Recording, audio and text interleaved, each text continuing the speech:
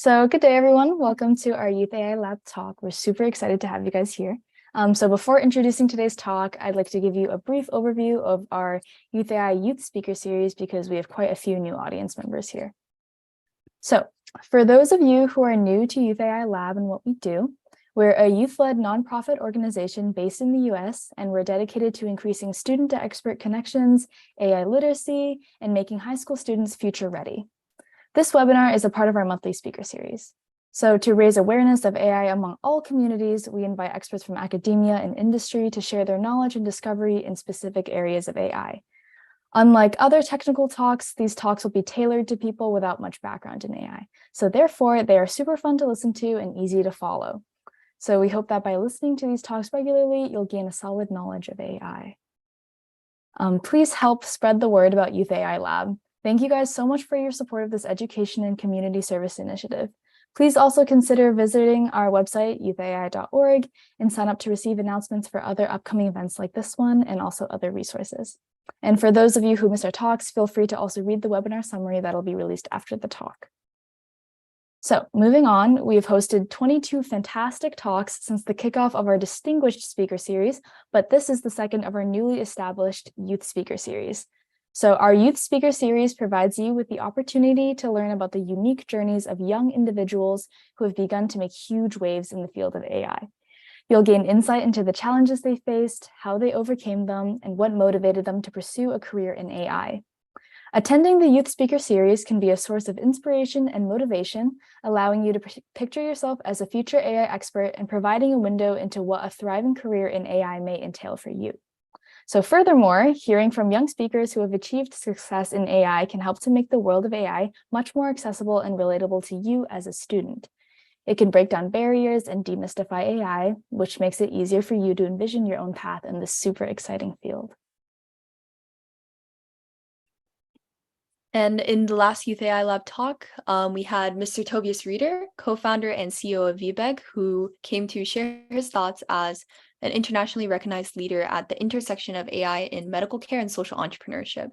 And our last Youth AI speaker talk, actually, our Youth Speaker Series talk, was our first inaugural Youth Speaker Series talk with Dr. Yang Song from OpenAI, who discussed generative AI and the work he's been doing with DALL-E and image generation. So you're welcome to watch the replay of Dr. Yang Song's talk and Mr. Tobias Reeder's talk on our YouTube channel, which will be put in the description and the chat as well for those who would like to check out the replay. And then in our upcoming talk, coming up in August, is also centered around generative AI, featuring Dr. Jiajun Liu. And you can, although registration isn't out yet, we do recommend you keep up to date on our Eventbrite, where the registration will eventually be posted in the next coming week. It's definitely really exciting to get him to talk because Dr. Jiajun Liu has a lot of experience with generative AI, and he will be discussing his company as the CEO and founder of acclaimed, which provides AGI-powered content and digitalization products for commerce. And he also has quite a lot of experience in both industry and academia, working as Apple's technical AI ML lead, a technical lead at Google. He has worked at Microsoft Research and Adobe for research, and as well as Nreal. He was the advisor there and the head of AI and ML, where they worked on AR glasses. And he has also done extensive research at Stanford University regarding computer graphics and at the Human Interaction Lab. So definitely a talk that you wouldn't want to miss. So do keep an eye out for that. And before introducing our speaker for today, Ms. Marlyse Reeves, I'd like to briefly go over the logistics of this talk. As we do have an audience watching from our YouTube live stream as well as on Zoom, we'll be doing Q&A through a platform called Slido. So you can either go to the URL, which will be put in the chat, or you can go to Slido and enter the event code 12359. You can, of course, feel free to submit questions throughout the talk. but we'll only be answering questions in the Q&A session at the end of Ms. Reeves' talk. So definitely be sure to stick around if you want your questions answered. And now let us introduce today's speaker, Marlyse Reeves. Ms. Marlyse Reeves, an aerospace engineer and Ph.D. candidate at MIT, is a trailblazer in autonomous systems and robotics. Graduating from MIT in 2017 with a degree in aerospace engineering, Marlyse's focus on system engineering and verification for space systems ignited her passion for autonomy in space. She's currently pursuing her Ph.D. in autonomous systems at MIT, where she explores how autonomous systems can enhance their models through environmental exploration. She's been collaborating with esteemed institutions like MIT-IBM Watson AI Lab, energy companies, and throughout it all, Marlyse is at the forefront of cutting-edge research. In addition to her academic pursuits, Marlyse's entrepreneurial spirit has led her to co-found Parfait Tailored Hair, an AI-powered beauty tech startup dedicated to custom hair products for women of color. As the company's former CEO, she has leveraged her automation expertise to tackle manufacturing challenges and champion inclusivity. Passionate about using technology for the betterment of marginalized communities, Marlyse continues to advocate for global solutions like supply chain optimization and sustainable manufacturing. Marlyse's commitment to diversity and inclusion extends beyond her professional endeavors. She mentors aspiring women and minorities in STEM fields and guides an all-girls robotics team at a local high school. And a regular volunteer at the MIT Museum, she shares her research insights with students and the public, inspiring the next generation of innovators, like you all here today. So today, our wonderful speaker, Marlyse Reeves, will bring us on her journey to automate the world. Let's give a warm welcome to our speaker, Marlyse Reeves. Take it away. Thanks so much, Melinda. That was an awesome introduction. Okay, I'll just get my screen share here. Okay. Can you guys see? Yes, good, great, fabulous. Okay, cool. Yeah, so yeah, I feel like I don't even need to talk now. That was such an amazing introduction. Just kidding. So yeah, I'm going to just be talking a little bit of my research. I'm going to start with my journey and how I got to where I am and finish what led me here. A little bit about the research I do in my lab, and then some of the other things like my entrepreneurial pursuits and my general sort of philosophy on why we need to automate more things in the world towards the end. So let's start with talking about my journey. So I grew up in Los Angeles, California, right down the street from the Jet Propulsion Laboratory. Ever since I was a kid, I was just really fascinated by space and space exploration. And I think that passion was really ignited through my love of sci-fi. I love sci-fi. I read sci-fi books all the time. If you ever need recommendations, you can be my friend on Goodreads. I have so many sci-fi books that I love to read. And then I also love the show Firefly. I love sci-fi shows. Firefly is an amazing show also if you are interested. I also went to an all-girls high school where I started my first the robotics team there. This is me a really long time ago on Pajama Day at a robotics club. This really sparked an interest in coding and in autonomous systems for me.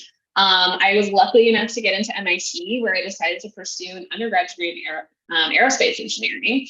I was really passionate about space. I thought aerospace engineering is absolutely what I wanted to do. When I took some of my early classes, I realized, oh my gosh, I really, really don't like aerodynamics, and I really am terrible at thermodynamics, and I don't like materials and structures. Like I don't like a lot of the things that go into aerospace engineering. And that's when I discovered, signal processing and a lot of automation and computer science and AI and how that can contribute to space exploration. And so that's really where I decided to do my focus. I wanted to get more experience in the computer science side, algorithms, and machine learning. So I decided to go back to MIT to pursue a PhD. I do research in the model-based embedded and robotic systems group. So we do a lot of research on real-world problems and how we can make the robots and digital systems around us smarter, especially in complex environments. So I have two kind of high-level general themes. I really like space, and I really like robotics and autonomous systems. So with that in mind, let's talk about autonomy in space. So you guys might recognize these two amazing robots here. The one on the left is Mars Curiosity, that's been on Mars since 2012. And the one on the right is Mars Perseverance, which just landed in 2021. And so it's only been on Mars for a couple of years. So these two robots are incredibly impressive feats of human engineering. They have amazing sensors and they do amazing science. But I think something that always throws people off is how autonomous these agents actually are. For example, Mars Curiosity has been on the surface of Mars since 2012, but it's only actually driven about 18 miles in over 10 years. In 11 years, it's only driven 18 miles. It's a little bit over a mile a year, which is kind of crazy to me on the surface of an entire planet. And part of the reason why is that Mars Curiosity is not very smart. It doesn't have a lot of its own control and its own autonomy.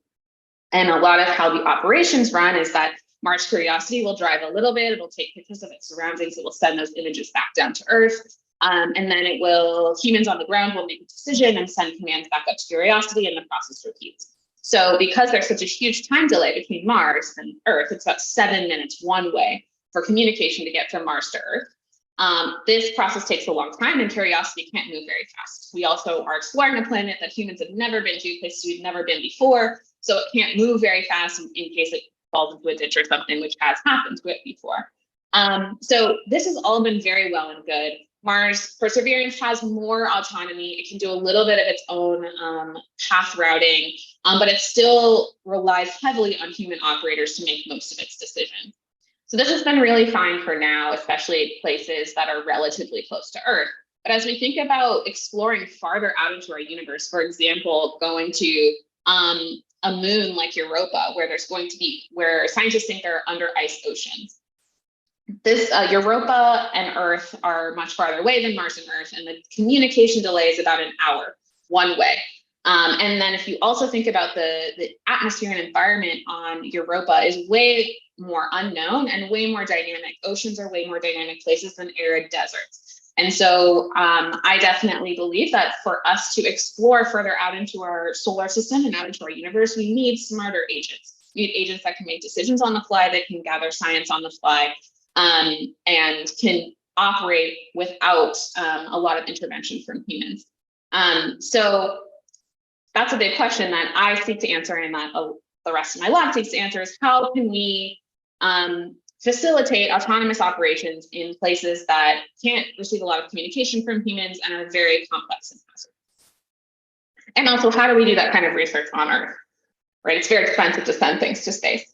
What do? We do autonomy in the ocean. So my lab does a lot of autonomy in the ocean and underwater exploration. The ocean is actually an excellent analog for space exploration for several reasons. The ocean is one of the most underexplored places on the planet. There are places in deep sea that we still haven't even been to or imaged. Communication is really challenging, just as it is in space.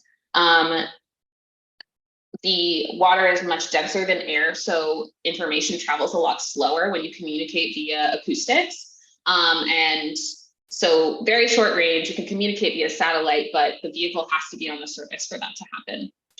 Additionally, the oceans are very dynamic and very hazardous. There's a lot of terrain that hasn't been mapped. Currents can be very unknown. There's different weather phenomena. There's other ships, other animals, lots of things going on.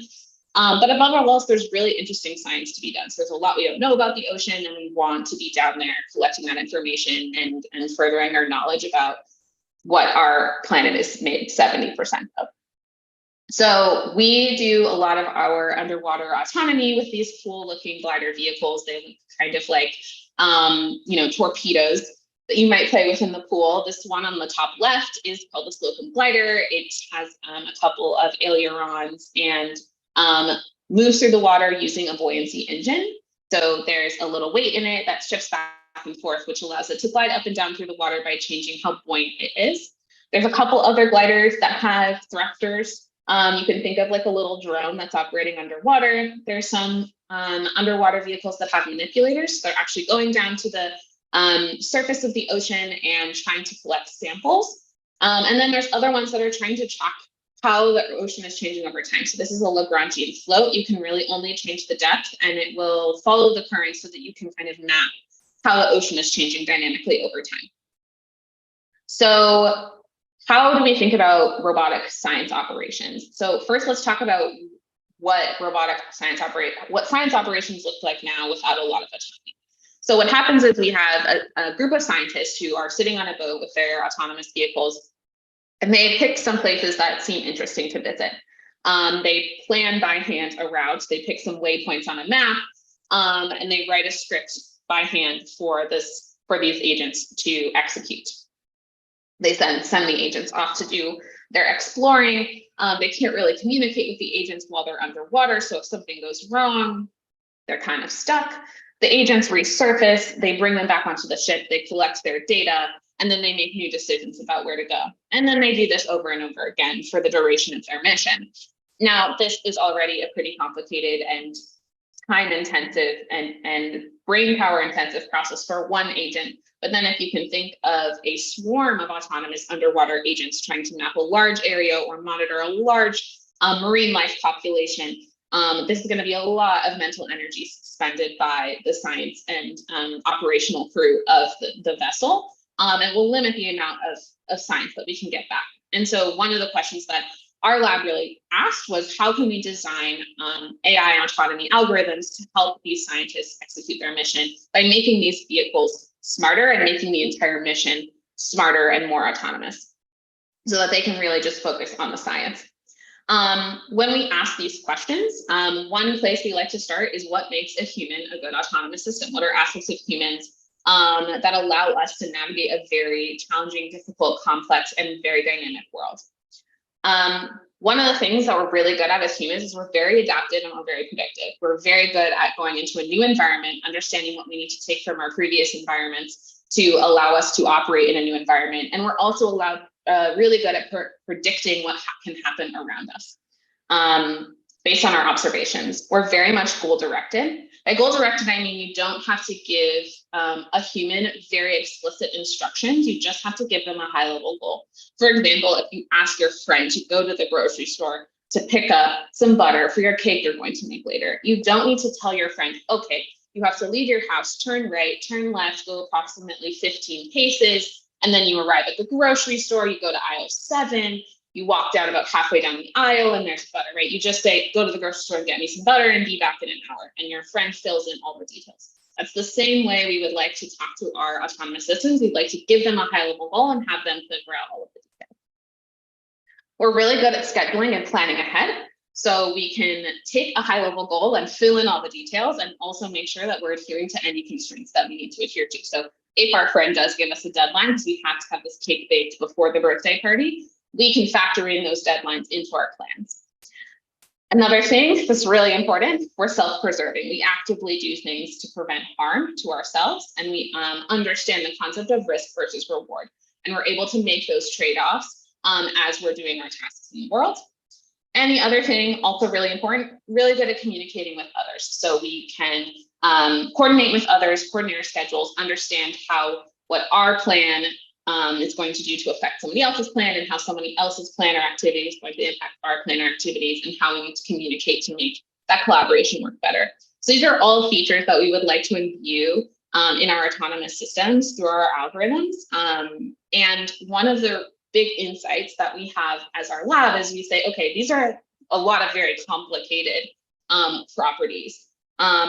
It would be really challenging to design one algorithm that would do all of these things.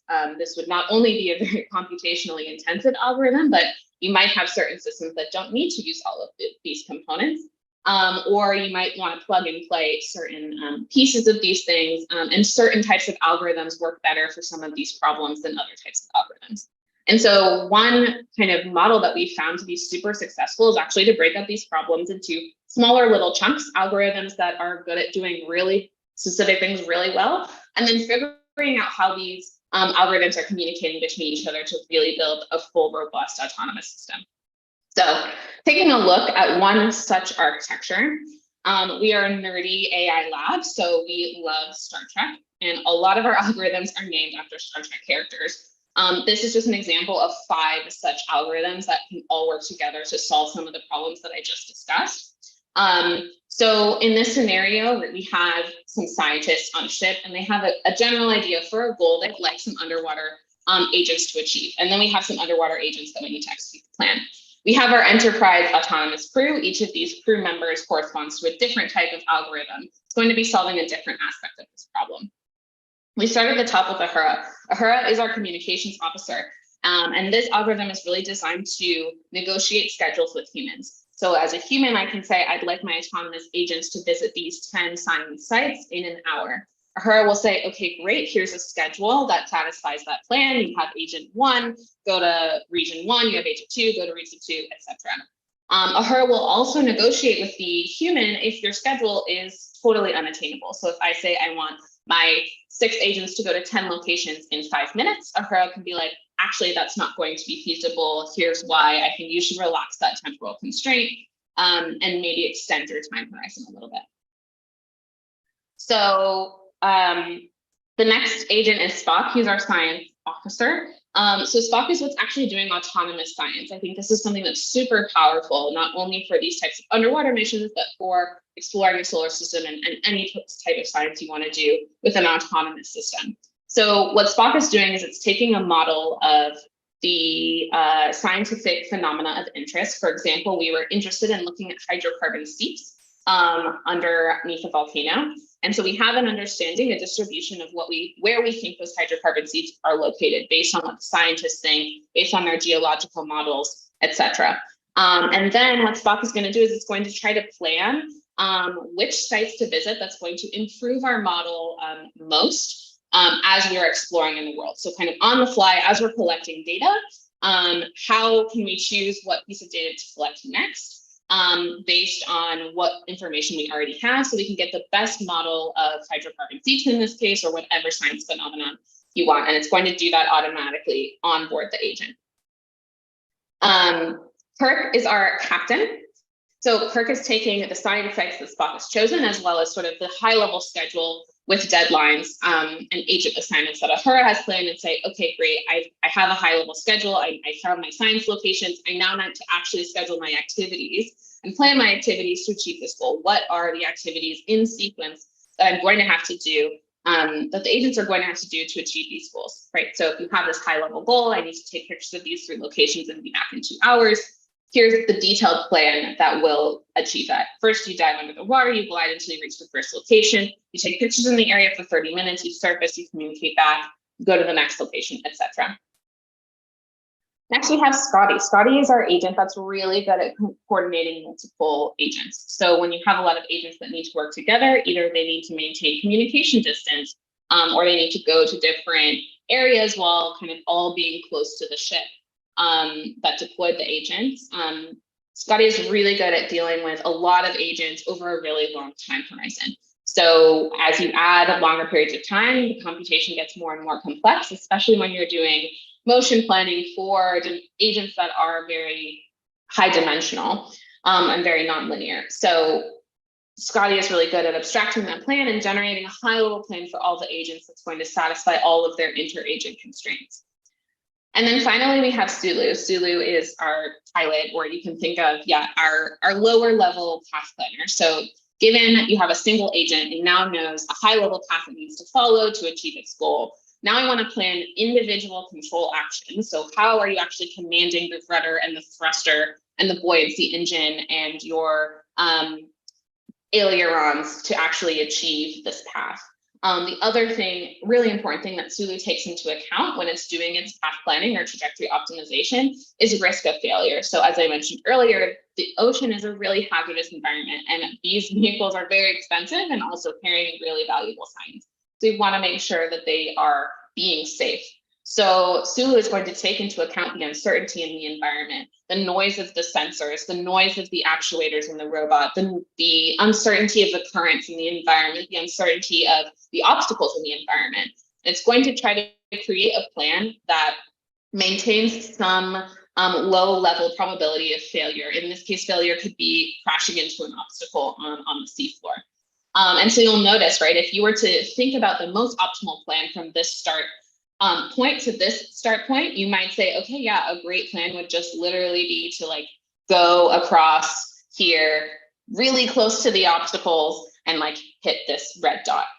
Unfortunately, that would be a very risky plan, because if you're blown off course a little bit by a current or by some noise in your actuator, you're going to hit these obstacles and your plan is going to fail. Instead, maybe it's better to stay away from these obstacles a little bit farther. You might be taking a longer path, but we're sure we're being much safer in the process. And so one of the things we think about in this process is how these agents are these algorithms are communicating between each other, making sure that all of our timing stays consistent, our data stays consistent, and our guarantees on optimality, on safety, and on the ability to actually achieve our original goals is consistent across all of these algorithms. So this is also just not a hypothetical proof. And also this picture is very simple. It's very linear progression, but in the reality, all of these algorithms are talking to each other constantly in various different kind of loops. Right, the glider is sending information back to our science officer. The path planners are sending information back all the way up to our scheduler to make sure the schedules are consistent with the paths we plan. So there's a lot of complicated communications going on between these algorithms. But the nice thing is we've gotten to test these algorithms out in the real world. Become a roboticist, you get to sometimes go to very cool places. So in 2019, just before the pandemic, we were lucky enough to visit the island of Santorini, very exotic and lovely place.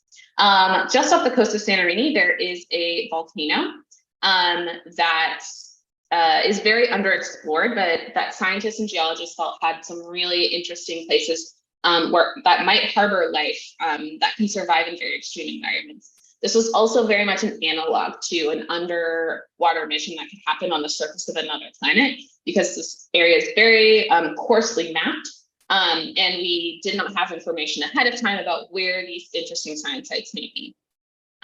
We were operating with 3 different vehicles. So we had our large ship, which was actually deploying our autonomous agents. This is where all of the humans were working. We get to work in this very tiny little office aboard this very rocking ship. That was very fun. We have our glider, which was doing long surveys. So the glider would do these surveys along the underwater volcano to get a better map of the environment and to try to find interesting science sites from its sonar data. And then we have an ROV, or a remotely operated vehicle. This vehicle was a vehicle that was actually teleoperated, like using a gamepad joystick kind of thing, by an operator on the ship, but it was tethered to the ship and would deploy at the science sites that the glider, the autonomous glider, deemed were really interesting. So it could go down, collect a sample, and actually see if there was a seep there. The really exciting thing about this mission is that we were able to plan some paths through the volcano that yielded some new discoveries. So there's actually now a hydrocarbon seep in this volcano that our AI algorithms discovered. It's called Spock's candle, after Spock, the science algorithm. And that was super exciting. And it was also really exciting to work with the geologists who would have been doing a lot more of this planning and analysis by hand. And even though probably eventually they would have found this hydrocarbon seep, we were able to find it much faster and with the same level of accuracy that the scientists would do if they were working on their own. So we were able to sort of show that the ability of using autonomous systems can just amplify the abilities of the entire science team and allow us to get so much more science back. So this is just one mission and one kind of scenario that I've worked on. I've worked on a lot of other types of scenarios that are interesting. So I'll just mention a couple so you get a flavor of the kind of research diversity that I've been exposed to. Another really interesting problem that we worked on was an asteroid flyby mission. This was in collaboration with NASA JPL. They were interested in this asteroid called Themis 47, I believe. It's a big asteroid. They want to know if there's ice on this asteroid. Basically, they think that the reason why there's water on Earth is that there was an asteroid that was carrying ice or water and impacted Earth and planted some of that water onto Earth. And so they want to know where water in the solar system has come from. They think it comes from these asteroids. Let's take a look at this asteroid. The tricky thing about Themis is that it is in very rapid motion, much more rapid than a planet. And it's a pretty small surface, and we don't have good images of it in advance. And so this means several things. We can only really do a flyby. It's too small to land on. We just can do a flyby to get some pictures. but we don't have active imagery of it in advance. We don't know actually where on the asteroid is going to be the most likely places to find ice. And so we found this was a scenario that was ripe for autonomy. So the scenario we sort of put together was, okay, let's have several satellites that are sort of approaching this asteroid as sort of a sequence. And one asteroid is going to do observations on approach. It's going to get images much closer than we have from Earth. When it does its flyby, it's going to identify specific sites that are really interesting and promising where we think there's going to be ice. It will then transmit to these follow-on satellite craft. Hey, I think you need to get more higher resolution images of these particular places based on my initial flyby. And you can see that this problem is too fast. It happens too fast for there to be a human in the loop.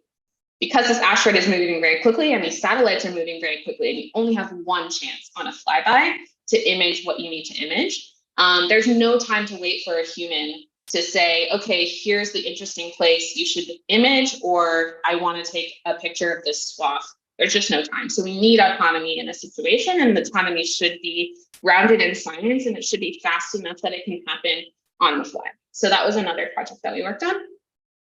And then another project that I'm working on currently is a workforce optimization for an energy plant. So this is a very different vein than autonomous science, but still using a lot of the same ideas around planning and scheduling with a particular emphasis on risk awareness. So I'm working with an energy company called Woodside Energy out of Australia, as well as the MIT-IBM Watson AI Lab. And the Woodside Energy Group runs a lot of large liquefied natural gas plants, as well as other type of energy plants. These are super complicated processes, and they have very highly specialized people who work on these plants every day. The problem is they don't have a standardized way of actually scheduling the work and tasks for their crews that are operating on these energy plants. So they don't actually know if they're missing out on opportunities to do maintenance or save time or save energy or save money, because every crew is scheduling their tasks differently and not in a standardized way and not in an optimal way. And so the problem they've come to us with is, hey, if we know approximately how long a task will take, and we know the different competencies of each operator and their schedules, can we automatically generate a schedule on the fly and a plan that's optimal and also takes into account some uncertainty? There's always things that break and go wrong in these sorts of massive facilities, or common maintenance tasks that come up. And so we need to factor in that uncertainty to make sure that they're still maintaining an accurate schedule and then able to satisfy their timeline and get all their tasks done, but also making sure that there's some flexibility to allow for those uncertain events to occur. And so this is a really exciting project for me specifically because I really enjoy using AI and autonomy to make people's jobs easier. I think it's really powerful, and it's a cool way to expose people who might not have a lot of experience or exposure to the power of AI to that in a way that's super tangible and super beneficial, and sort of like takes the whole industry forward in another step. So this is a really exciting project that we're working on right now, and hope that it gets its wide adoption within the company. So this is my spiel about kind of the research that I've done. And I think a question that you may have, or this is a question I may have, is, okay, if Marlyse, what you're saying is your algorithms are so smart, why aren't more things automated?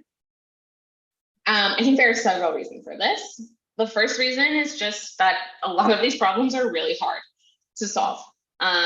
This is a photo of one of the autonomous, this is a photo of one of the autonomous spacecrafts that SpaceX is working on, and this is just a really hard and challenging problem. This is another picture of a self-driving car in San Francisco. San Francisco is like one of the most challenging places in the world to drive. There are hills, pedestrians, bikers, bridges, one-way streets, etc. It's a really hard place to drive.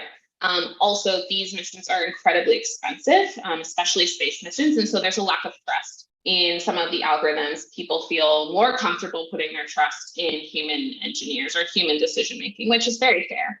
I think another big problem is a lot of re-education is necessary to actually have people use these tools regularly. So for example, this is a photo of a automated mining facility in Sweden.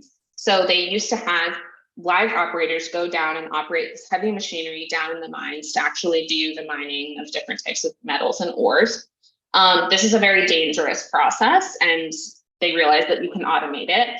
But everyone who was an operator who was used to working inside the machine under the ground now has to get retrained and learn how to operate this machine from a chair like this in an office with a computer. This is by far a much safer and more comfortable way to do the work, but it does take a learning curve, and then there's a barrier of entry to actually make that change. And so that's a hard thing to do. And the final thing is just it's expensive to deploy sometimes a lot of these autonomous systems. So a lot of times you won't see the benefits immediately, but ultimately they're there. But even though there's a lot of challenges in getting more things automated, I still have a personal mission, and I still think it's really important to think about how we can bring more automation into our everyday lives. So as Melinda mentioned in the beginning, I did help co-found a company called Parkway Tailored Hair, specifically targeting a problem that was faced in my own community. So wigs and hair extensions are a huge part of the Black community. It's a huge part of the way that we wear our hair, a way that we show up in the world. But also many women wear wigs for many other reasons, medical reasons, if you're going through cancer treatments or have alopecia, if you're going through gender transitioning, or even if you're just getting older and your hair is starting to thin, wigs can be a really great way to maintain confidence and still feel beautiful. Unfortunately, the process of getting a really high quality human hair wig is absolutely insane. So there's tons of effort placed onto the consumer for these products. You have to figure out where you're purchasing these products from thousands of retailers. Then you have to decide which product to actually use, and there's not a lot of educational tools to help you pick this product. And then finally, you have to customize these products to fit you. So you can see in this video, she's bleaching and plucking, and there's a lot of kind of stylist skills involved, which a lot of regular people don't have. And so especially when you're spending several $100s on a product that you then have to take bleach and scissors and tweezers to, a lot of people end up either ruining their product or spending additional money to take it to a stylist to get customized. So we felt that this was a completely unacceptable customer journey, and we wanted to make this a much more seamless process. And so we decided to use AI to improve the wig buying experience. So using computer vision, we take a photo, a few selfies of a person's face and get everything we need to make a custom wig. So their skin tone and their hairline and their head shape go into the size, the hairline, and the lace tint of the wigs. And those are just the initial features that we started with. There was a lot of challenges that we were dealing with in actually making this computer vision technology work. One of the biggest ones is there's a lot of biases when it comes to the data that's available, especially for human faces. A lot of the publicly available data sets do not include a lot of people that look like me, and that was our primary demographic for our customers. So we had to spend a lot of time thinking about how can we eliminate bias? How can we make sure that we don't put bias into our own algorithms in the future? And what do people really care about when they're dealing with a product that was related to their own personal beauty and appearance? And how can we make that experience with AI something that's fun and not scary or strange? I was luckily joined on this journey by 3 other incredibly talented women who are still running the company today. They were just on the Today Show a couple weeks ago, which is super exciting. So you can go to myparfait.com and see the amazing wig products that they're making and try out the AI powered wig concierge if it's interesting to you. The thing that I was really focused on in this project was in the manufacturing process of these hair products. So the manufacturing process for human hair wigs is incredibly manual and labor intensive. It takes about 50 hours per hair piece for a person to individually knot human hairs into this piece of lace. It's incredibly labor intensive. And then there's a bunch of other processes that go into making these products: sewing and cutting, washing hair, curling hair, setting patterns, coloring hair, styling hair, plucking hairlines, etc. So all of these processes are currently done by individual stylists or individual work people in factories. And one thing that is really hard about this is it makes the supply chain very unethical and very untransparent, because there's so many different steps in this process that the product that you receive as a consumer is so far removed from the actual human where the hair came from. You don't know who it came from, if it was ethically sourced from that person, and how many steps of chemical treatment, et cetera, it had to go to before it got to you. The other thing is that these products are super expensive because this process is so labor intensive. And then there's so much customization that's required for the user instead of doing it built into the manufacturing process. And so what we tried to do, and this was something I was really passionate about, is how can we take a lot of the information we're getting from our computer vision AI algorithms, as well as what we know about standardization and automation in other types of industries. A lot of other products are made using robots. How can we take those ideas and bring them to the hair product space? And so I was really focused on standardizing this process, bringing in digital tools for our stylists to improve their capacity and make it much faster to make a single wig, and then taking all of the inputs and outputs from our computer vision technology and putting them into our manufacturing process. So this is super interesting. I also think that kind of custom products and custom manufacturing is a very big part of what the future is going to look like. So you probably already see in your everyday lives that the shopping experience is getting more and more personalized. These are just a few common websites that you might have heard of. This is M Tailor, an app for men to get shirts custom sized. This is Warby Parker that does automated try-ons, AI try-ons for glasses. There's AI try-on for makeup in certain Sephora stores. There's augmented reality for buying furniture. Not only is this kind of what people want out of their shopping experience, but oftentimes it can be a more sustainable way to manufacture products that you can build in a smart, intelligent, and sustainable way. Customization into the manufacturing process, you ultimately end up generating a lot less waste, because people feel way more attached to the products they're buying and know what they're purchasing and feel comfortable in their purchase before they buy it. And so I think that this is kind of the next, what we're going to see more and more.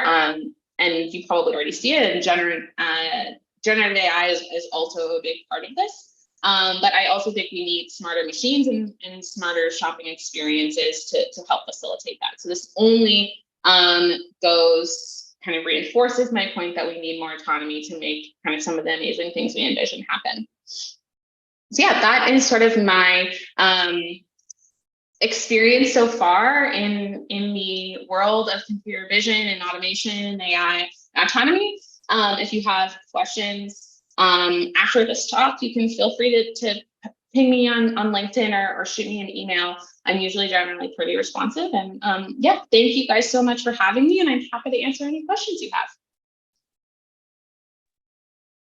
Wow, thank you so much, Marlyse, for the fantastic talk. I know Hannah here, she's our graphic design lead at Youth AI Lab. She has actually heard this talk before, and she had very good things to say about it. So thank you so much for the fantastic talk. So for those who, I understand that some people came in the middle of the meeting, so you might have missed the beginning, but for those who, if you have any questions or things you would like to ask Ms. Reeves, we do have a platform called Slido, which we typically do Q&A, and I will send it again in the chat for those who have any questions for Ms. Reeves.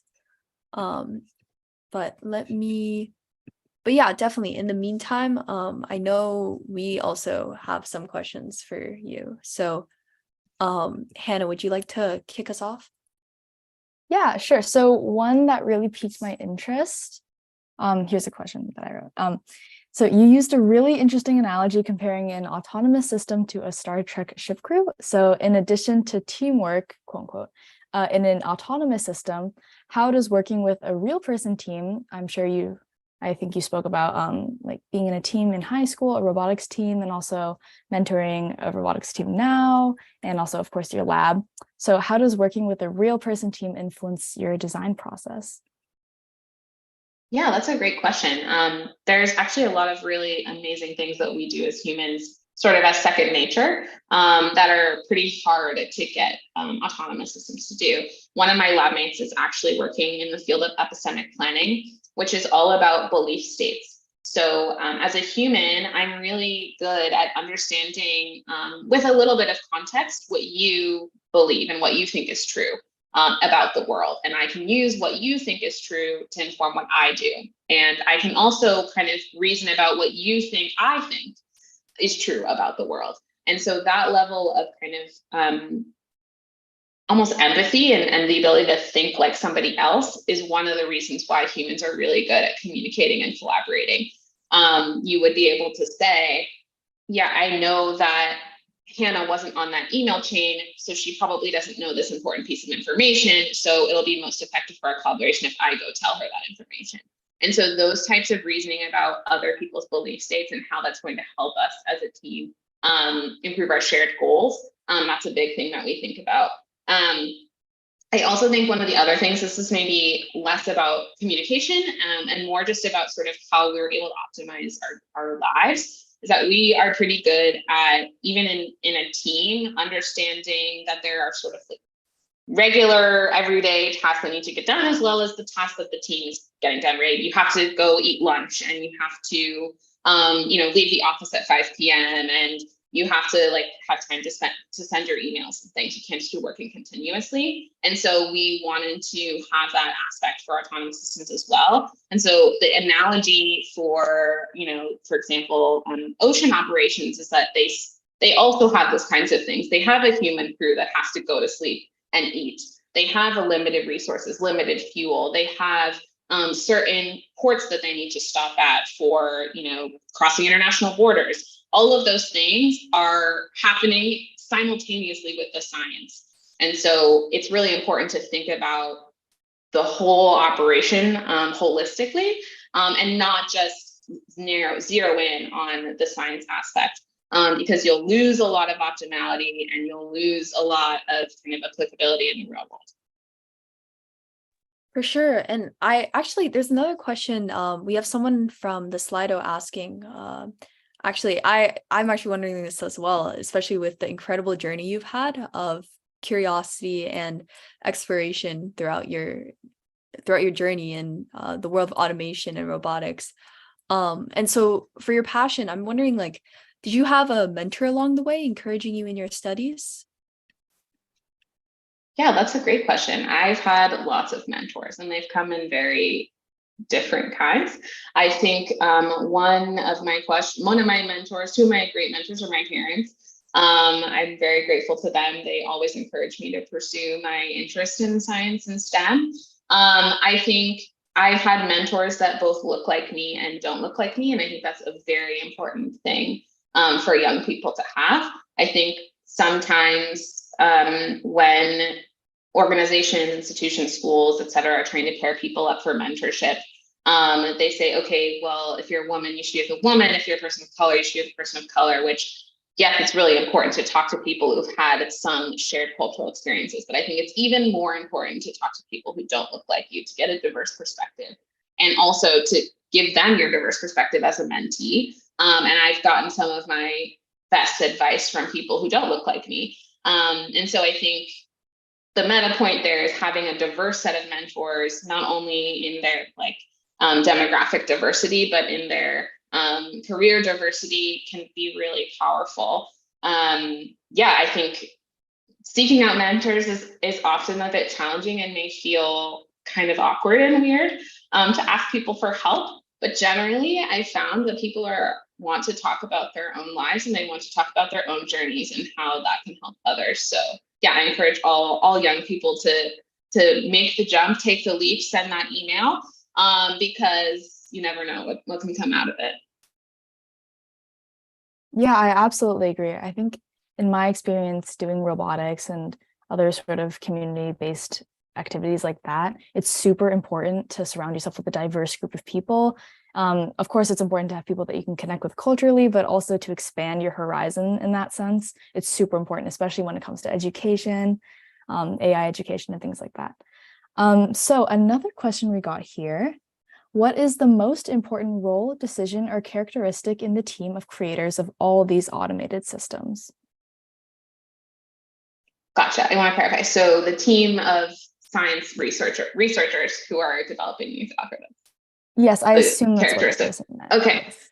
Okay. Gotcha. That's a good question. I don't know if there is a unifying characteristic. I think we definitely all believe strongly that autonomy is important and is kind of, we're trying to push for autonomy to be more prevalent, especially in really complicated physical systems that we interact with a lot. Yeah, in terms of like personality traits or leanings, I don't think there is a unifying trait. I think, yeah, having a desire to want to bring autonomy into the world, and maybe being willing to ask people questions about what their real problems are.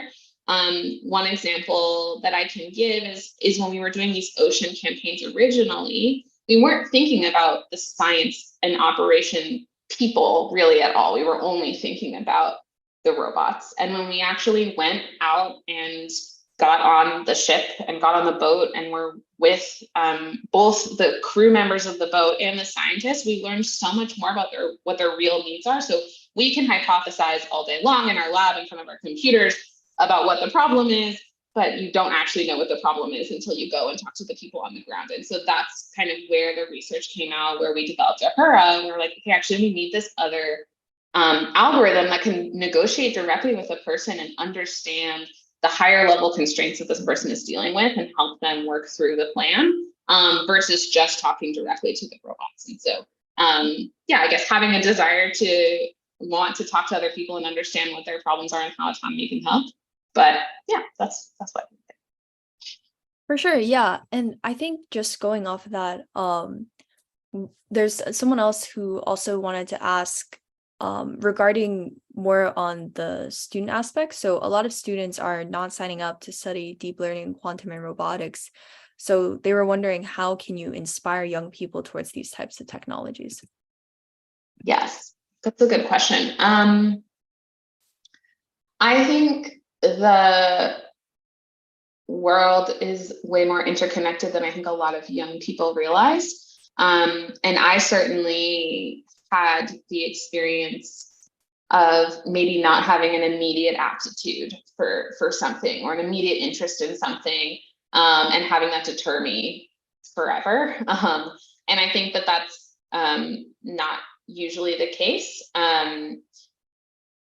Yeah, I also think maybe I experienced this, that maybe you have to be like super nerdy or you have to know everything about deep learning or quantum computing before you start, or you've had to have developed an app when you were 8 years old to like get into it, and that's absolutely not true.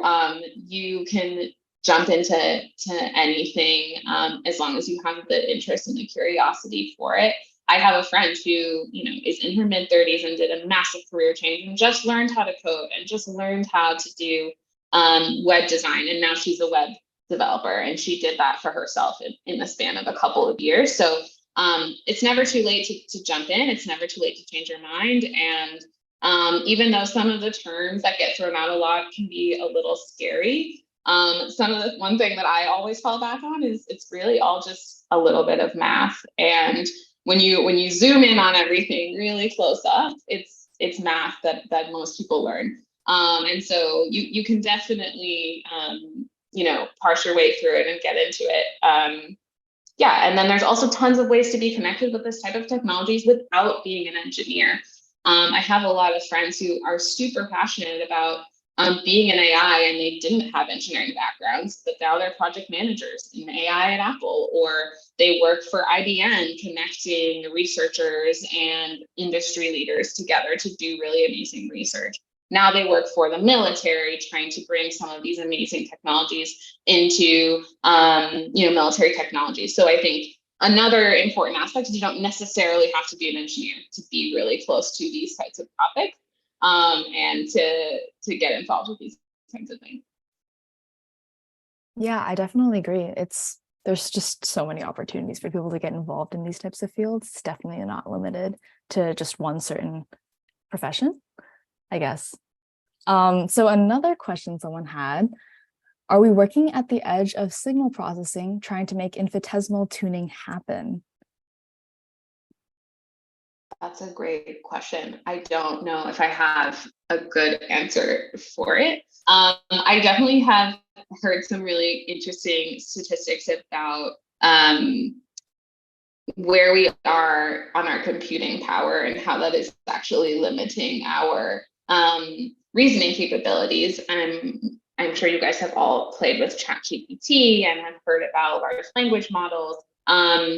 Large language models are just getting bigger and bigger, trillions and trillions more tokens or words that are going into these models. But if you look at it, if the size of these models continues to grow at the rate they're currently growing, something like by 2040, we would need to harness more energy than we have in the star at the center of our solar system to actually run the compute to reason over these models. And so I do think for some problems, while computer scientists like to think broadly and like, oh my gosh, we just make the model bigger and add more computation, like it'll be better, which in some cases is true. We just don't have the actual energy resources or physical resources to do that. And I sometimes think that a lot of our problems boil down to like material science problems. How can we get more energy? How can we get smaller computers? How can we get faster computers? Which often is like, how can we cool computers better with the right cooling materials and make things smaller without overheating, et cetera. So yeah, I think a lot of computer science problems boils down to those types of problems. And neural nets, for example, were actually invented in like the 1980s, but a lot of people didn't, become super fascinated by them until more recently, mostly because we didn't have the compute power in the 1980s to do anything that cool with neural nets until now. And that is mostly a product of electrical and material science engineering. Yeah, and I think just like also going back to your journey, someone also was wondering, when did you start your passion in automated systems and STEM learning? I know you definitely talked about what led you to love what you do earlier in your talk, but yeah, definitely we'd love to learn more about your journey and how you have gotten to where you are today. Sure. Yeah, I think I got really into STEM because of my interest in science fiction. I was always a huge sci-fi nerd when I was growing up. And I loved the idea of like space exploration. I just thought it was so cool and that fascinating that we can, try as humans to understand our universe. That was so exciting. I think my journey honestly I've been guided way more by what I don't like to do. So I definitely encourage people to try a lot of different things, because often finding the things that you don't like or don't inspire you lead you to find the things that do. So for example, I thought, because I was super passionate about space, that I would love aerospace engineering. And I did really love my program, but I realized I didn't like a lot of the actual science that was happening. I didn't really care about thermodynamics or aerodynamics or how to design planes or rocket ships. Like I just wasn't as interested in it. And I was way more interested in computer science and autonomy. And that I just learned through taking small steps outside of my comfort zone, and learning what I liked or what I didn't like. I went to work at a self-driving car company because I thought it was going to be super interesting. I just wanted to explore the world. Learned that that's not really what I'm into, and that has driven me down other paths. I think with my startup, never done entrepreneurship before. Did not know that was something that I was going to be interested in. I tried it. I don't think beauty is for me, but I got really excited and passionate about manufacturing and supply chain and how automation can help those sort of global problems. And that's something I'd like to continue to do after I get my PhD. So long-winded answer, but I think a great way to find your passion and inspiration is step outside your comfort zone and realize that if you don't like something, that's actually a super valuable data point, and can lead you to some things that you really like. Yeah, great. I totally agree with everything you just said. So another short question here. What programming languages were used when creating your ocean robots? That's a great question. So my advisor loves Lisp. So a lot of our algorithms are written in Lisp, not a very common language, but it's pretty fun. I use Python, and C++ is often used when you need very fast reasoning. So a lot of the lower level controls, like the flight computer that's actually sitting on the glider, that's like controlling the individual sensors and actuators. A lot of that code is written in C++ or C, just because those languages are pre-compilable and can run super quickly. I think for any machine learning applications for algorithms, Python is definitely the most common language that we use. Yeah, so I would say Python, Lisp, and like C++ are like the three most common ones that I've used. I think other languages that are becoming popular, some people are like Rust, some people like Go for a lot of distributed systems if you're doing a lot of networking. There was another one I was going to bring up. Some people use I just slipped out of my head. But another kind of platform we use is ROS, the robot operating system. It's sort of like it's like a wrapper around a lot of our code, and it's really good at communicating directly with robots.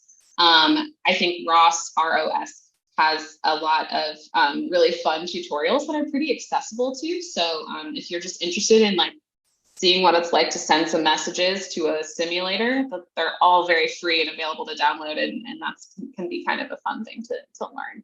And that's a lot of how we communicate with our robots and our algorithms.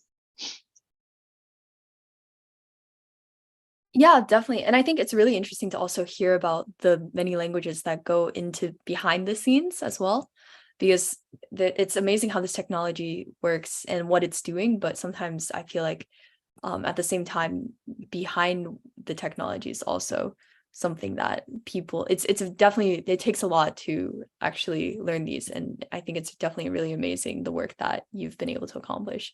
And so this question was actually really interesting, because personally I also had similar thoughts, coming into the talk, as well as with the title, so on and so forth. So, Anonymous is asking, as for the title of this talk mentioned replacement. So with technology, there's definitely some polarization going on with artificial intelligence.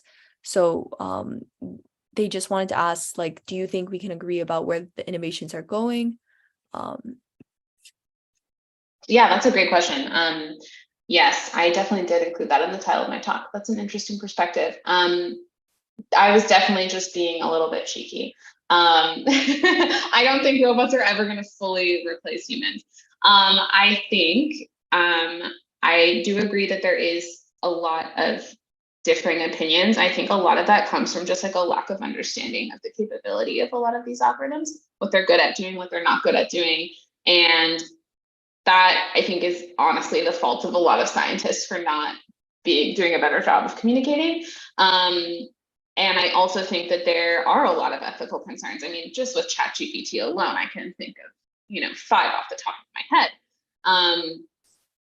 that are not being properly addressed by the academic community in terms of like, how is this actually going to impact people from an ethical perspective.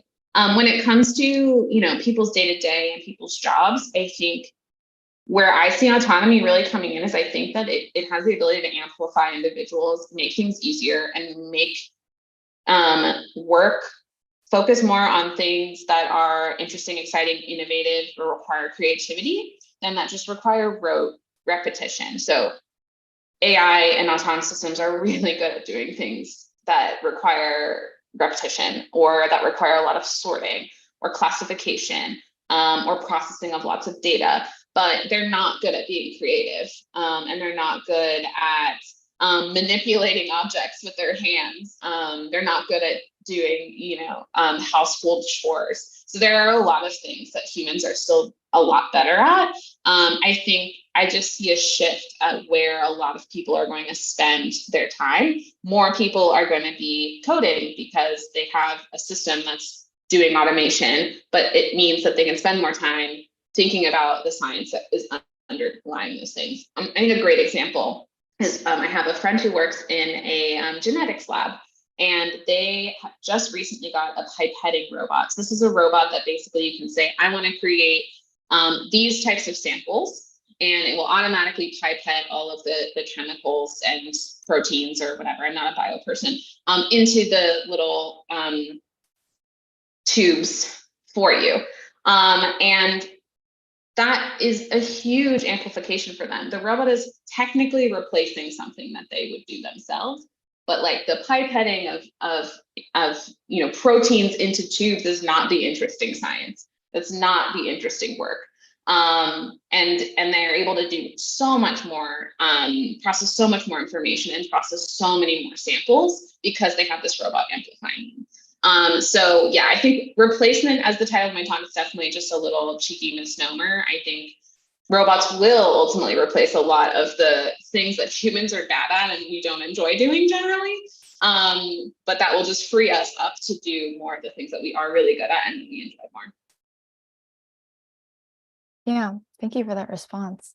I think this issue is so current that a lot of people don't really know how to feel about it. I myself have encountered a lot of polarizing conversations surrounding this topic. So I think, like what you said, it's really important to educate yourself. And I guess no one really knows where to go from here, but education is really important in that sense.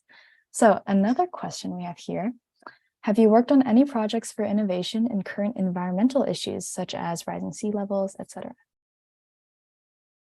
Yeah, good question. So through a lot of our ocean exploration work, a lot of those science goals were around conservation and like ocean understanding. So while we were focused more on like how do we control the agents, the science of the agents we're actually doing was very related to sustainability and energy. So monitoring coral reefs off the coast of Australia was a project that we did. Monitoring, we're currently working on a project monitoring migrating sea mammals under the ocean using swarms of autonomous agents. So I think a lot of our work in the ocean and in general is around monitoring. So again, this is something that is really important for understanding how the environment is changing. Another project that's happening right now is an underwater glider that's going to try to characterize ice shelf movements in the Arctic. So I think the way that I, as a robotics and autonomous systems engineer, and more enable the science and enable us to collect more data and do more monitoring and have a better understanding of what's happening. And I see that as being a big enabler and a piece of the climate change puzzle. It's a small piece, but I do see a lot of the autonomous systems enabling just more data and understanding of these processes, which is what's needed to inform policy and other types of decision making. Definitely. And also just going back to what you previously said about in relation to the title, right? So AI is not necessarily, and AI and robotics are not necessarily looking to replace humans in everything we do, but I think really emphasizing the fact that they're really just enabling us to accomplish things that we might not have been able to before, or really enable us to deepen and further our understanding in the world we live to actually help the society more, right? So for instance, environmental studies. There's definitely a lot of contributions that automation can do there that humans typically are not able to accomplish. And so that's definitely really amazing what technology is able to do. But we just going back to sort of the root of the technology. Someone is asking, I actually sort of relate to this because I don't say I hate math, but I wouldn't say that I'm too fantastic at it compared to my peers. So you mentioned that at the root of this technology is all math. So do you have any tips for students who are struggling with math? Yeah, that's a good question. Yes. Yes, I want to also amend my statement. At the root of the technology often is math. If you look down deep into a neural network and like what the individual nodes are doing, they're just doing math functions. That's not to say you have to be the best at math. I'm certainly not a math person and I don't personally love math. which is why there are people that are really good at it and they do that. And, we all kind of use each other's strengths. In terms of advice on what to do, if you're struggling, I think, especially when you're in high school, it can be really hard to see where the things that you're learning are ever going to be useful. I'm learning how to do an integral and I don't know, I have no real world understanding about why anybody cares about integrals. So I think that's true. I think that's a hard thing. Not a lot of, high school math or even middle school math is good at putting that stuff in context. So one thing is, hold out, because I think once you get into higher levels of education and more into the world, it becomes way more clear where those pieces come from. I also remember very little of my high school math in terms of like what I actually use on a day-to-day, but I think also trying to kind of step back a little bit and find the like intuitive understanding can be helpful. And then like in general, don't be afraid to ask for help ever. I think I've had tutors all throughout my high school, college, and graduate school studies, because there are certain things I know that I'm not good at, even if they're things that I really enjoy. And so I think sometimes people assume that if you don't get it immediately and get it on your own, that you can't be good at it, but like ask for help. And it's okay if you're like being tutored regularly for math. Like that just means that you have identified a personal weakness and you're taking really amazing steps to like grow in that area. So ask for help, even if it's your friend, if it's your mom, if it's a teacher, if it's somebody random that you think might be able to help. That can be another good strategy. Yeah, definitely. Asking for help is so crucial, especially, well, as a high school student myself, I definitely relate to what you said about not really knowing why we have to learn the things that we do. So I think, well, in that, it's kind of a tangent, but asking for help is super important. Definitely helped me along my way. So another question here. Do you think the new technology like Tesla self-driving cars are reliable? And if not, what can we do to make these systems more reliable? Yeah, good question. Where do I want to start? This is a big question and something that we think about a lot. We think a lot about risk and uncertainty. One thing that we do in our lab is we actually think about how you can design into your algorithms an understanding of safety. So instead of just like waiting for something to fail, you try to understand what are all the places where this could possibly go wrong. How can I understand the uncertainty in the world, and how can I design smart algorithms that maybe are not able to handle every situation, but can fail very gracefully. So maybe I'm a robot, I'm a self-driving car, but I still have a human driver. I want to build in systems that are going to allow the robot to transition between human driving and robotic driving very seamlessly, so that even if I encounter as a self-driving car situation I can't handle, I fail gracefully, I communicate really well, and we can transfer that ownership to humans. Self-driving cars are really interesting because I think self-driving cars already are like much safer than human drivers. So it depends on what kind of metric you're using. I think the risk and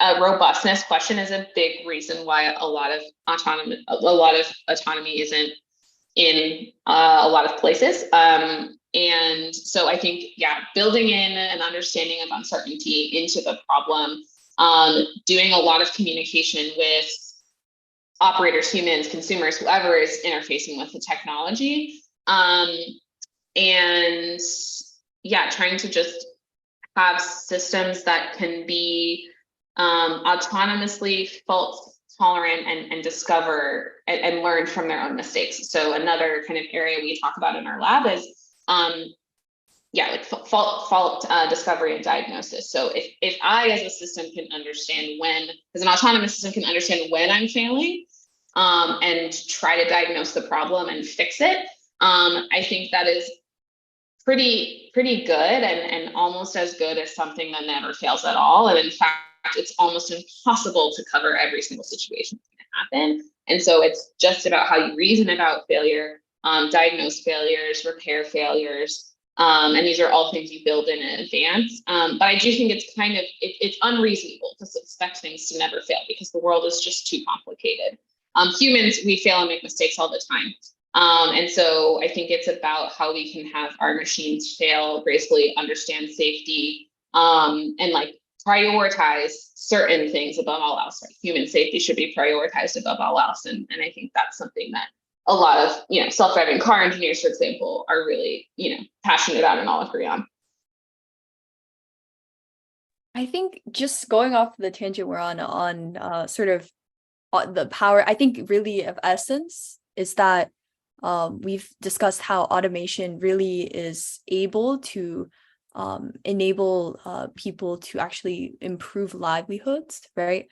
To help people. So I think going off of that, I just wanted to ask, like, do you think specifically because I know you yourself, you've done a lot of work to empower women and also marginalized communities working in STEM. And specifically, someone wanted to ask that, is this technology going to improve assistive technologies and make the lives of disabled people better? Yeah, absolutely. I personally don't work in that space, so I don't want to say too much outside of the scope of my expertise. But I do think, sort of in the vein of like customization, having the ability to design experiences that are way more individualized is ultimately going to help people with disabilities, marginalized communities, etc. And so, I mean, even things just like, automatic captioning. Great, YouTube will automatically capture your video. It's not perfect, it's getting better, but that is something that didn't exist 10 years ago that now exists and is really powerful and is already making things more accessible. And that's something that uses AI. So I think that's really important. And then I think just the customization aspect and the ability to learn people's preferences and learn how people and how certain systems need to behave differently around certain people. Learning preferences and patterns and making certain associations is something that AI and machine learning is incredibly good at. And so I think, yes, I think I've already seen a lot of places where it's helped people, and I only see it going farther. And I think if you're really interested in that, the medical devices community and a lot of the natural language processing communities have a lot of research dedicated to like assisted care and assisted experiences through in all aspects of life. Yeah, and sort of on that note, I think we've been talking about this a lot, of AI and automated systems being an enabler for a lot of people, and kind of like what you were talking about, helping people who might be disabled or have difficulties doing certain everyday tasks can certainly be a great help to that.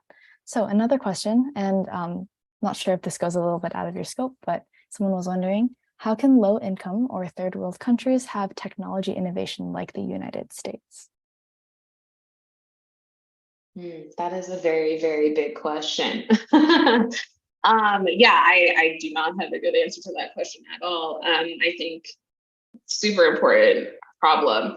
I think the things that I've seen my peers do, I think a lot of it is related to outreach and just empowering individuals, honestly. I think the more people who have connections to those places, who come to the US or other places to do work, to get experiences and can bring stuff back, that will only help. But I don't know, I don't have a good solution to that problem.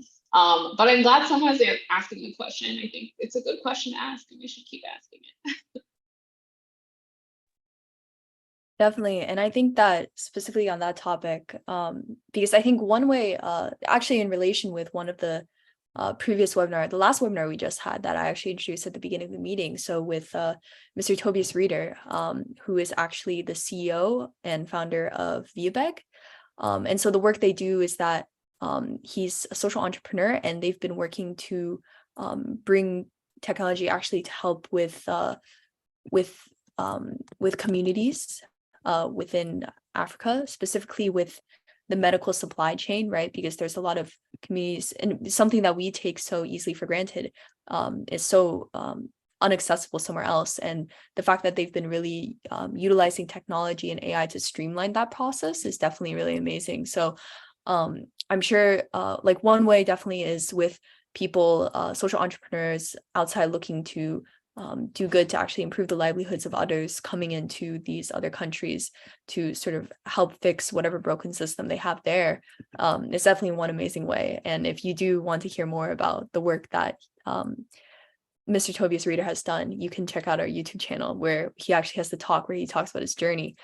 But I think we also have another question asking about your company. So how were like, so for encouragement and education about how their data is utilized in AI model training? Great question. Yeah. So we thought a lot about how to handle people's data, what to do, how to depersonalize it, especially because we were dealing with facial data sets. So we, of course, do all of the standard privacy agreements and things, don't take people's data without permission, and have a way for people to get their data back from us if they wanted it deleted from our databases. I think it was also very interesting, especially for the communities that we were targeting. We wanted to make the experience accessible without making it too technical. So we wanted to figure out a way, how can we educate you and make you understand what we're using this for without like making it so technical that it's just like, I don't even care, I'm not even gonna read it, I'm not gonna look at it. And I think there's a lot of really interesting like UI, UX, user design aspects that kind of went into that. So things literally as simple as like loading wheels that say your pictures are being put through our computer vision algorithm, right? Or just things like that walk people through the process, showing people the results of models immediately after they do the experience, and not just sending their data into the void, was another way that we were trying to communicate with people on how their information is being used. I don't think that this is a solved problem. I think like the data access and data privacy is super important and a hard problem to solve. We would also depersonalize everybody's information, aside from obviously their face, which is something that we needed to do our learning.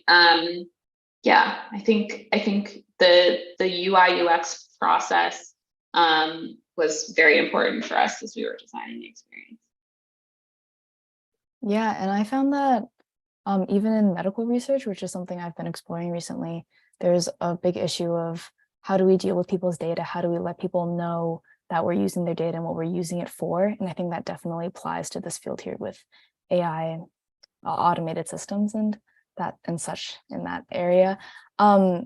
And I also do think that there's a big issue nowadays of biased data sets. And I'm not sure if there's a lot of how people are really working to prevent that, but I do agree with what you say. Educating people, or like really being clear and direct with people about what you're using their data for, I think is a great way to prevent that sort of thing from happening. But again, big issue. So another question might be a little out of your scope again, but how do you relocate people who are working in fields that you are automating? Does the government offer any help? That's a great question. Yeah, so I think this is super interesting. There are some governments that are way better at this than others. So for example, that photo I showed with the mining company in Sweden, Sweden is one of the countries that's really good about re-educating the workforce, and the government does have support for re-education initiatives. I often think that in the US, it's more an onus of the individual company to do that. So you have to decide that that's the direction you want to take your company, and you have to invest in those resources. I think having more government support for re-education would be awesome. I hope that more of that comes. I think now also that there's ChatGPT and there's more government attention on AI and how it's going to transform the way people work and learn, that there will be more government funded training and re-education. But that I know of, and I don't have a full picture of it. The US doesn't have anything like that, but other governments do, and I think it's on the horizon here. Definitely. And I think especially there's a lot of concerns that come with automation, but of course, every upside has its downsides. But hopefully this is something, as automation becomes more prevalent, that this is something that governments will look to implement for the people who are displaced due to automation. So just looking at the time, unfortunately, we are very, very, very much over time. So thank you, Marlyse, so much for staying and to answer all of these questions. We actually do have more questions in the Q&A. And it's amazing because I think your talk was definitely very well received and loved. So the questions keep on flowing in. It was funny because we were looking and they were just never ending. So do you mind if we send these remaining questions to you via email so that you can maybe answer them in a document at your convenience? Absolutely. Please do so.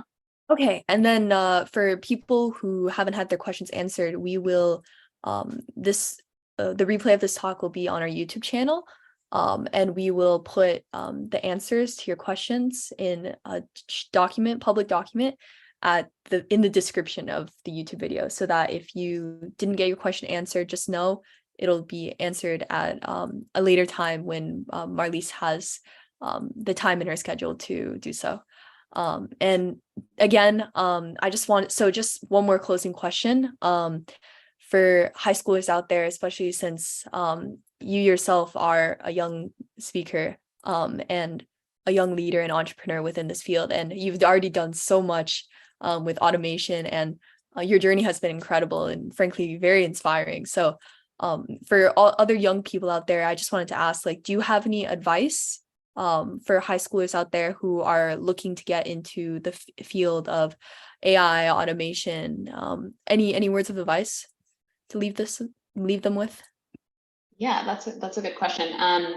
I think one piece of advice I will say, and I'm going to use a phrase that was not coined by me, but growth mindset is a great thing to have in the back of your mind. So I think we already talked about, okay, what happens if I'm bad at math, or I don't like coding, or whatever. I think don't be discouraged if there's something that you're really interested in that you're maybe not so naturally gifted at, or you don't have an aptitude for it.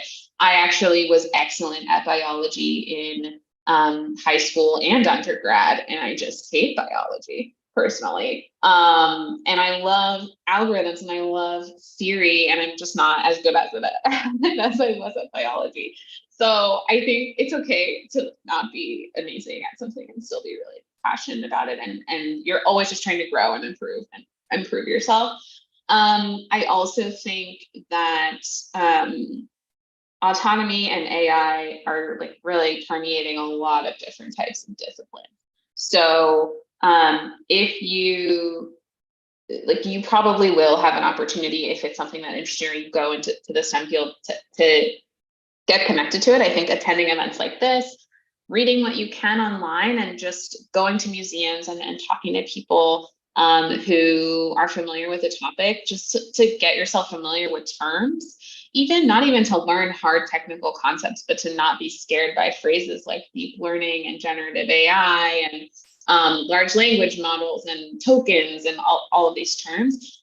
Even if you're not learning all of the technical depth, just being able to have an opinion about it and have some knowledge about those terms, I think can be really empowering and inviting. A lot of people, including myself, go into university without any coding experience, without any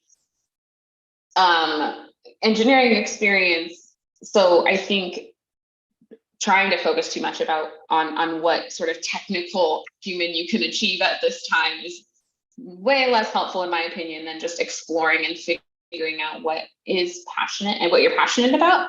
And there are also so many amazing universities out there in the US and in the world where people are researching this. So I also think don't worry too much about, getting into or attending the top places and feeling like that is going to prohibit your exposure or ability to work in these fields, because it absolutely will not.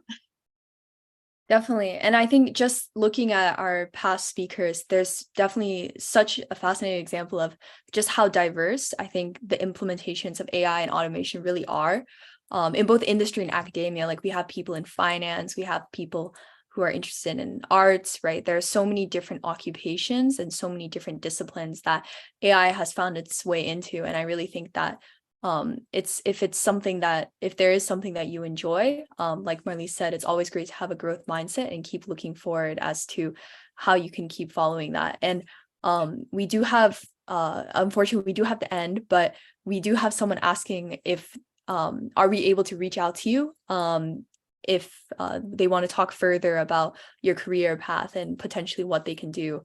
So is there any way that people can get in touch? Yeah, absolutely. I think the best way is through my email or my LinkedIn. I put them on the end of my slide deck, but I can drop them in the chat. It's probably the best way. This is my email, and then let me just copy this LinkedIn link as well. So yeah, if you DM me on LinkedIn or you shoot me an email, I will do my best to respond in a relatively time. I love talking to people. So yeah, reach out if you want to talk more. Definitely. And thank you again so much for coming today and taking time out of your day to speak to our audience. Honestly, this has been fantastic. Me personally, as a high schooler, definitely I've learned a lot, especially as someone who is interested in going to AI in the future. And for those who were here today, thank you so much for coming, taking time out of your evening or wherever you are in the world today to come and listen. We hope you were able to learn something and take something away from the incredible insight and expertise that our speaker Marlyse has to share. So thank you everyone for coming. Definitely if you're interested in this talk, keep up to date on our YouTube channel or on Eventbrite or our website if you want to learn more. And we hope to see you at our next upcoming talk in August. Thank you, everyone. And we hope you have a fantastic rest of your day.